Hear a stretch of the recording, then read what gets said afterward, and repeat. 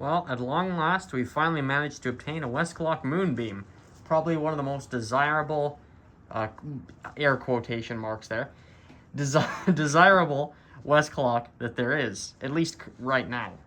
People are absolutely obsessed with these things, and the prices on eBay are absolutely insane. Thankfully, I didn't get it off eBay, though. I got it through a different source and paid a significantly less amount for it. It wasn't a garage sale, sadly. That would have been the best place to find one of these, but I think those ones are, I think all of those are already on eBay. So, Westclox Moonbeam service. Greg, how do you know it's broken? What does it need? Well, for those of you who are new to my channel, with clocks, I mean, this could really apply to anything, but with clocks specifically, oh, and by the way, I'm wearing a mask. That's why I sound muffled. We'll get into that later. For those of you who are new to the channel, again, we'll say this for the second time, clocks have oil in them and grease, and even though this one is electric and it doesn't have any springs in it, or any main springs, that doesn't mean that it's just impervious to every sort of, you know, oh, the spring can't break. It's invincible, right? Well, it's actually not. The old oil and grease can get old and thick and really not do its job anymore. And then your movement is running on friction, and it's got all this disgusting oil and stuff in there. So you really don't want to own one of these for 80 years and run it all the time and then just never do an oil change on it. So this thing has to come completely apart. Every last piece of it has to come apart, and we're going to clean it all up, and then we're going to put the whole thing back together again. Now, unlike a lot of the other electric clocks I've worked on, this one I've actually tested before, seeing really what's wrong with it. And it actually blew up my circuit breaker once I tried the alarm. The alarm came on, the light came on. I'm sure all of you already know how one of these things works. The light came on, the buzzer came on at the same time, which I'm pretty sure they're not supposed to do that. And the circuit breaker tripped, and there was smoke coming out of that vent. This is a Canadian Moonbeam, because this is a Canadian YouTube channel, and I'm located in Canada, and I collect Canadian clocks primarily. But I do make, you know, a lot of exceptions there, but I do like my own country's stuff. Anyway, this has something seriously wrong with it. The clock does run, but the alarm, you know, if it's blowing your circuit breaker every time it's time to wake up, I think something's not quite right there. At least it'll get you out of bed, though. Okay, Moonbeam Model S5-J, 115 volts, 60 cycles, made in Canada. Again, if you're American, you're going to have the American version of this.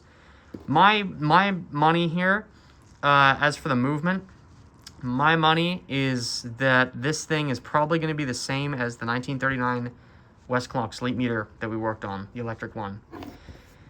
Okay, let's get the tripod out and let's pop this thing open. This clock, since it's so stupid popular, I'm expecting an influx in new people on the channel, so welcome, guys, if you're new around here. To replace bulb, remove 3 screws. Well, we're going to do something a little more intense than that today.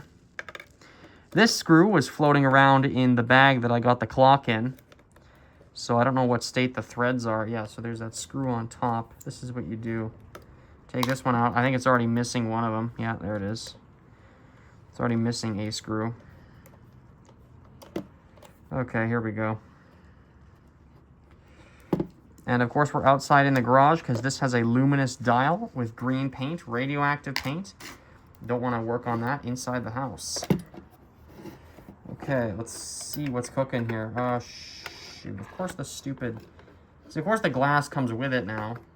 Great. Okay, well there's the inside of the case back there. Thankfully the glass doesn't fall out. It looks like it's stuck in there, at least for now. I'm not sure if it's going to stay that way or what the deal is going to be there, but I'll just put that down. Let's see if we can clean that glass. Okay, what's going on here, gentlemen? Let's turn our phone light on. We're currently in my garage right now, and the door's open. We've got plenty of ventilation in here. And we're just going to see what the heck happened to this bulb. Is this thing seized? It's a bayonet-style base, so it should come off like that, right? I shouldn't turn the glass around, should I? I should grab the actual base of the bulb. Oh my gosh. Oh, yay. Is this bulb kaputs, or what's the deal here? It looks like the wiring's all there. So I'm wondering what the heck is going on here. Why this thing freaked the heck out when I didn't... I can barely see the movement here, guys, also. Like, this is all in my way. So, yeah. You know what? I should probably take that dial and hands off before we do anything. That'd be the best, wouldn't it? We're just going to go do that. We're going to put my gloves on. And we're going to keep this Moonbeam. We're going to keep this service a safe service. Not screw ourselves here at some point. I've got specific screwdrivers designated for working with luminous stuff. And that specifically involves prying dials and hands off. Okay, we're going to move this whole camera over here. Oops, try not to get this on something I don't want it to get it on. There we go. There she is. Okay. Let's see, can you actually see that? Great. Yes, you can. We got our cardboard protector here with a slot cut in it. I'm going to just put that in there. And there's that, and then we can pry this off with a pair of screwdrivers. Be very careful here not to apply too much pressure to this. Oh yeah. It's always best to have like a proper set of hand removers, but unfortunately I don't actually have that. I'm gonna use an old glove here as like a scratch protector. There we go. Can you see that? I don't know if you really can. Got my glove here, got this stuff here going on. Oh shoot, I don't want to knock the whole darn camera over. Goodness sake. Oh, oh, of course my tripod fell apart too. Awesome. Exactly what I wanted to have happen right now.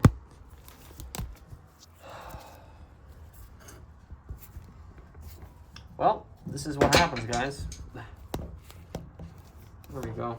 Try this again. Okay, take two.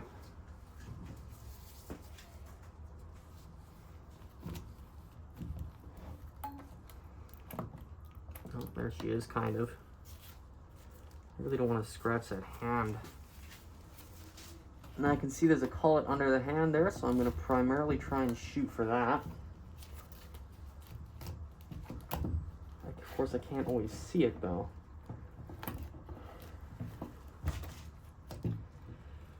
Yeah, not the greatest system here sometimes. Oh. Oh, there she is. Okay. Yeah, there's a collet under the minute hand, and we were aiming for that. So there it is on that side. Now what we're going to do is put our dial and hands somewhere safe. So we're going to put it in here, I think. I'll put the hands in here. This little container. Throw that in there. And then all the other hands just pop straight off. Yeah, there goes that. Okay, this just popped right off. Great. That would have taken no effort to get off anyway. It's always the minute hands that are the hardest. And does this one have... This one may not actually come off quite like that. Is this... Oh yeah, this has dial tabs. So what's holding this whole dial pan on here is there's bent tabs around it. We're gonna bend those tabs. Try not to snap them off. To bend those tabs in such a way where they actually come off. Okay. A little more aggressive than I had in mind. I know I'm not in frame right now. See that? There's one of them. There's one behind this thing too. I think that's just a heat protecting piece of metal. I think that's all that is. Okay. Oh yeah. This thing smells like smoke too, even just holding it. So I have absolutely no idea what went wrong here, why it tripped my circuit breaker, and what this other shenanigans is all about. Oh, of course I can barely see too, that's great. Don't want to bend that off. That might be more than a heat resistor. Oh, gee, Bruce. Is there any other things I can pry on?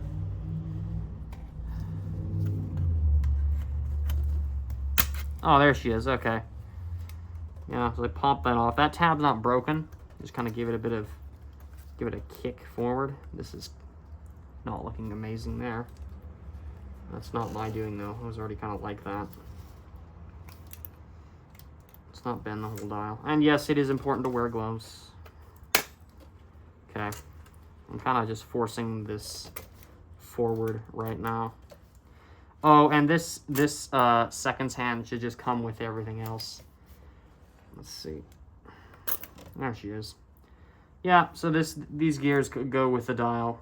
Okay, now we can take this, put it elsewhere. Oh, this one has nickel plated in it. Plating, sorry. A nickel plated Moonbeam. I've never seen that before. I thought they were all just brass. Okay. Oh, and I guess this does feel like coming off. Okay, well, that can go with the dial still, I guess. Might as well. Because that's still one piece anyway. So if you watch my sleep meter series, you'll come to the quick realization that, oh wait, this is almost the same darn clock. Sure feels like it anyway. Just put that somewhere safe right now in a container. Now we're all done with the radium side of this project. And again, this one is not working properly as is. So I have a license now to come in here and try and fix this. Some of you would say, oh, well, don't do anything with it because it's working fine. Well, it's not right now. So this is the ultimate license to screw around with stuff. Of course, I was wording that in really goofy terms, but it's, you know, you get the idea. Now, what I'll also mention is that I've just touched my tripod with gloves that have been handling radium, so that's not good. So what I'm going to do is we're going to leave the tripod how it is for this particular moment. And, oh, I've just figured out how to take the glass out of the Moonbeam. Sorry, cutting myself off here. There's 2 screws on the front of this, which you can barely see right now because it's not in focus, and the whole glass comes out. Okay, well, we'll clean that. Anyway, sorry, back to the main thing here. So the tripod has just been touched with gloves that have been handling radium, so that's not good. So what I'm going to do is wash the tripod off, and then it's getting kind of cold outside. We might move this whole operation downstairs now, because the radium's over there. You know, the radium's on that table over there. It's not here. This is just the movement, so I think we're going to do that. I have no idea if this will even come apart. I know it said it has to, but we'll see if it actually will. No one's attempted to work on one of these ever, as far as I know. And this is going to be one heck of an experience. Okay, so after washing the tripod down and making sure that any little pieces of radium dust or whatever didn't get on it, we're back inside where it's nice and warm. And one thing I'm going to do right now, because it's already kind of unsalvageable, is cut the cord off. Because it's already just... It's going to be in the way later, and I just don't want to deal with it flopping all over the place. And just so we actually can see what the cord looks like before I take it off, this end actually doesn't look too bad. Actually, this looks fine. But that's not where my concern is. That's my concern right there. Plus, this is starting to get dry. We're just going to do ourselves a favor, cut this whole thing off. It's a shame, though, because these old cords, especially the rubber ones that are in this particular style, these types of ends aren't reproduced.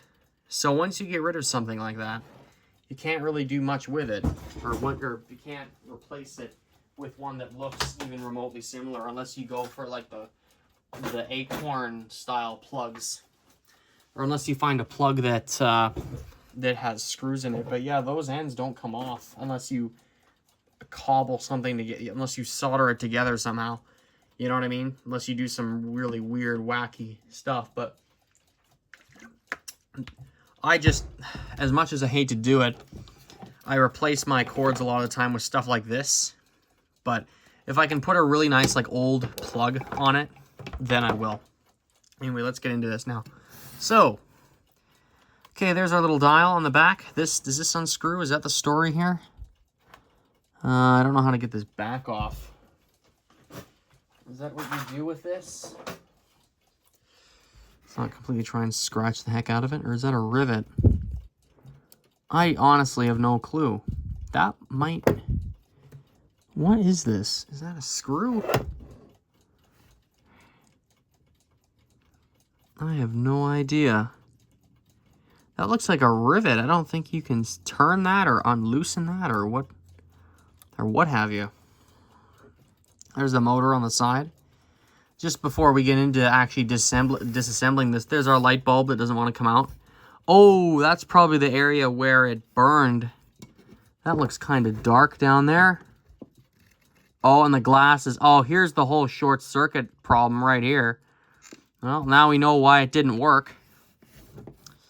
Yeah, so it's not even the clock. It's actually the light bulb is just decimated.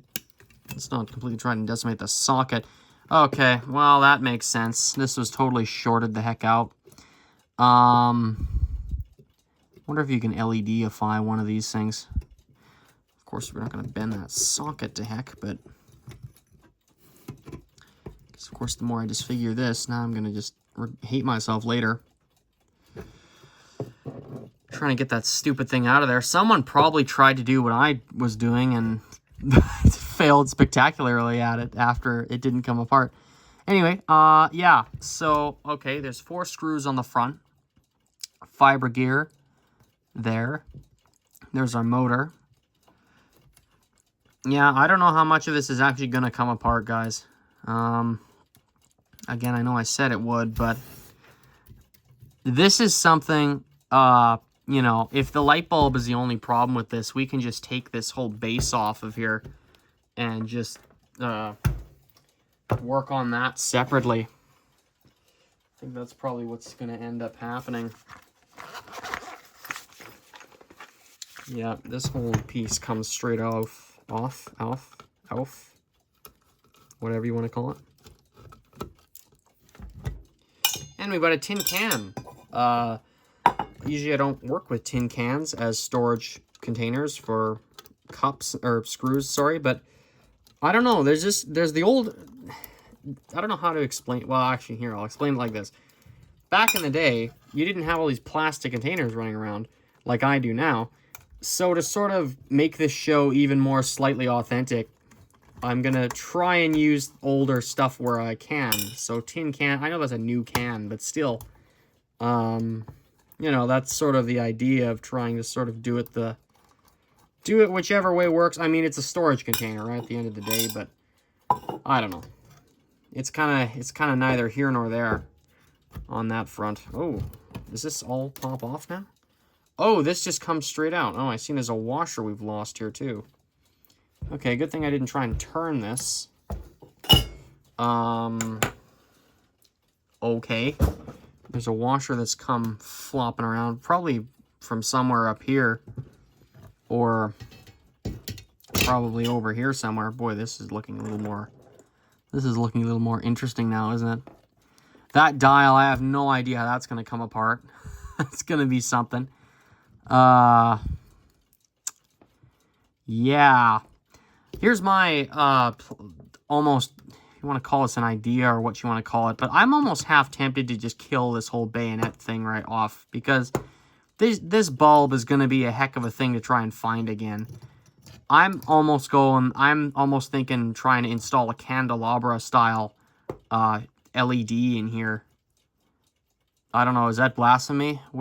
Does everyone hate me now? I do like old light bulbs and stuff, but I mean, you can see my situation here, guys. I don't even know if there are replacements for bulbs like this.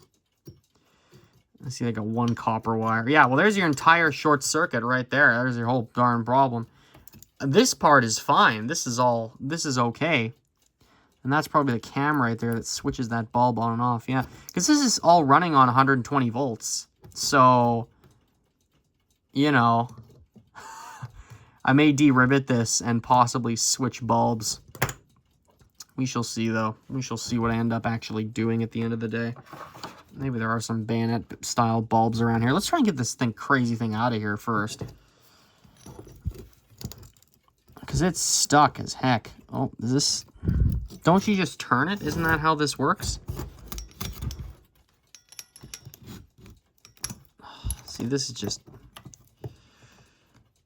How do you get this thing out of here?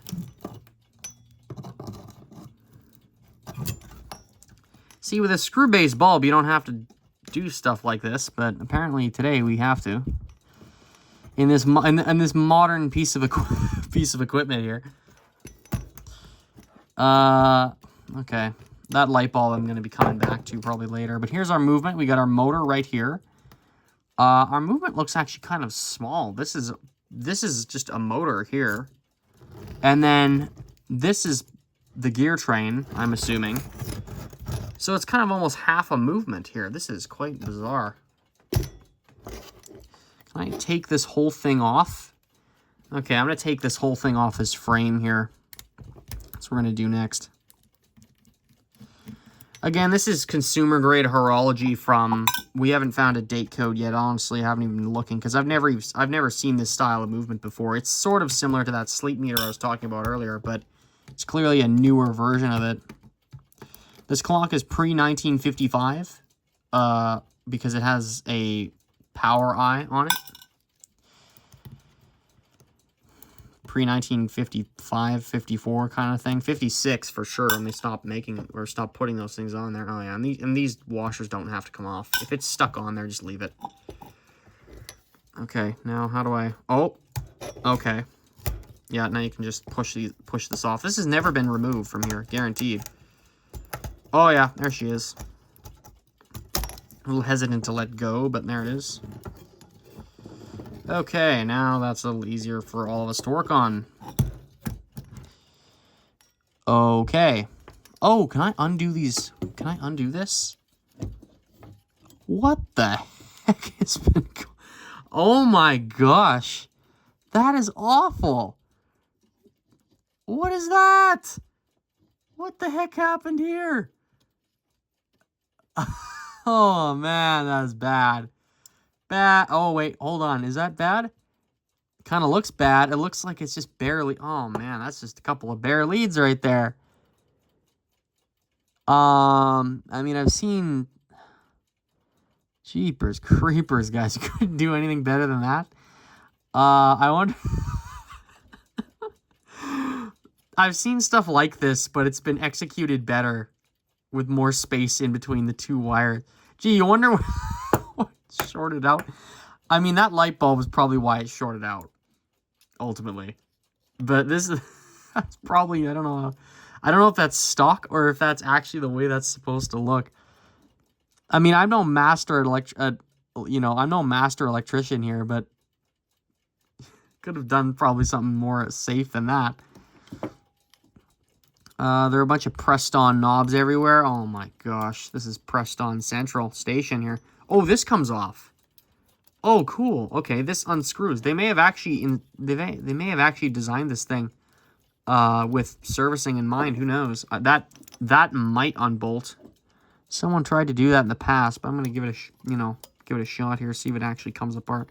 Oh, huh. I wonder. Okay, that's how that alarm mechanism works. Yeah. So there's the cam there. There's this part of the buzzer stuff here. The Moonbeam. Where the heck? Oh, hold on. Sorry, I'm having a moment here. Trying to figure out where the thing that goes back and forth to turn the bulb on and off, where the heck that is. The buzzer's over here. This is where the buzzer is up top. Oh, yay. Thankfully, the gears are in good shape. That fiber gear is still holding on. Let's see. Is there a date code anywhere on this? Oh, it's buried under all these wires. October 51. 1051, I'm seeing. So it's from 1951. Okay. That's entirely plausible. Yeah, and then there's the motor there. Okay, well, we can... I wonder where we'll start first. I really should get some half-decent pictures of this thing, too. Let's see our gear layout. Let's see what's going on there. So there's our fiber gear. Cummings. Okay, let's actually just go even a little bit further back. So this is our motor right here. So this big red jewel, or whatever, not a jewel, but this big red thing that they've slathered over with some sort of whatever that is. That red stuff there are our fiber gear, and I think it's coming... Oh, okay. Yeah. This... Sorry. Having confusion and delay. There we go. Our first wheel on the train is in this can right here, this can looking thing, which keys into that fiber gear right there. You can just see it to the left of the fiber gear. You can see there's another wheel in there. That drives the fiber gear. The fiber gear is entirely around for noise reduction and literally no other reason. They'd make this out of metal if they didn't care about noise, but I'm pretty sure that's what this does. It's for a noise reduction gear, so it doesn't make a racket. Then that gear goes up there, powers this, powers this. Let's see how this all works together here. Oh, wait, no, it goes straight ahead. Oh, yeah, and then it goes to this gearing here. So the power goes from here to here to here to here. And then there's more gears up the middle there. There's more stuff going on up on here. And just for those of us interested, the cannon, or not the cannon pinion, the motion work. Not the motion work, holy smokes.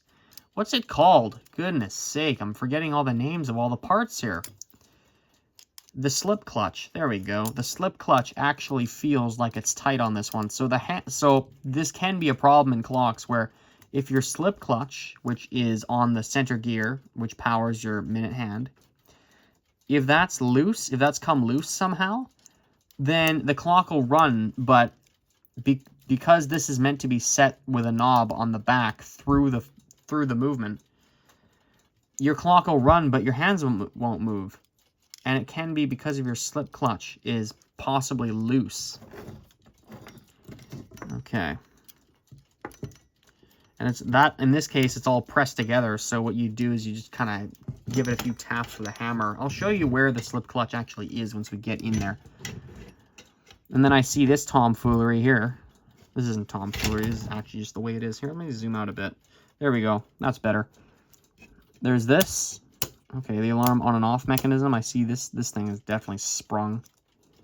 There's some buzzer action over here. I don't know how they manage this where the buzzer trips independently of the actual... I may have just answered my own question. I see there's a cam on there.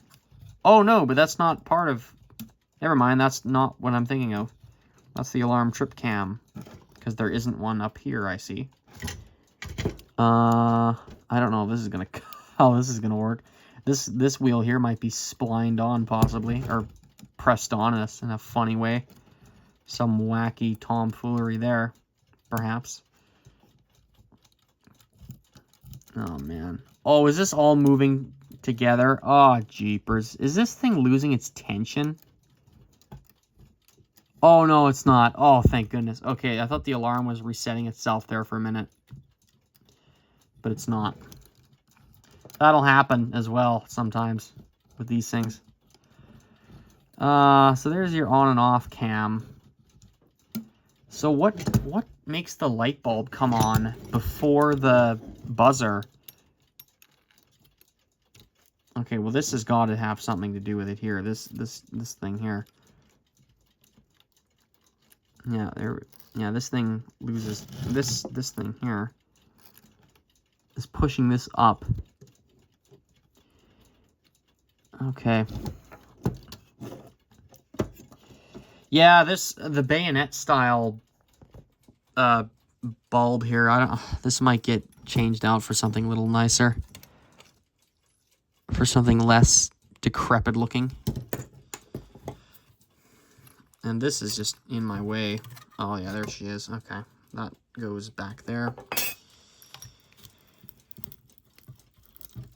I'm just going to try and crush this and get it out in any way I possibly can here. I had to do this type of stuff with light bulbs before, especially if they're stuck in there and broken. Okay, there's that out of my way finally.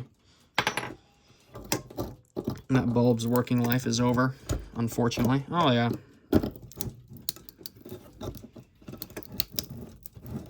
Okay, we've just completely mangled that, which is fine.